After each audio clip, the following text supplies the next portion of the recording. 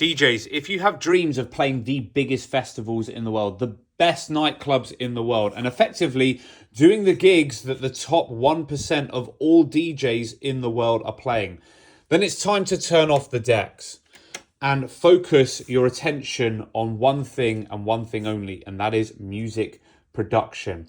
As long as you know the basics of mixing and the basics of DJing, that is going to be enough.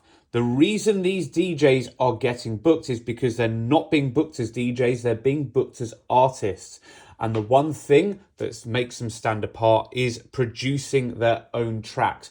People go to see these DJs because they play their own music. And so it's not about, not knowing how to DJ at all. It's about making sure that the majority of your focus is on music production and getting as many tracks out there in as many ears as possible. The other thing when it comes to music production and, making it to the top is you're going to have bags and bags of resilience. You need to learn how to be told no over and over again and knock on many, many, many doors in order for one to become open for you.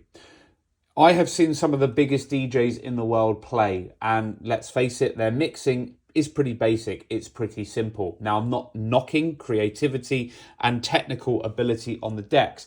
If you go and see someone like James Hype, Fred Again, Chase and Status, they are all quite technical DJs, to be fair to them. However, some other DJs that are pretty big out there literally do the basics when it comes to mixing tracks together.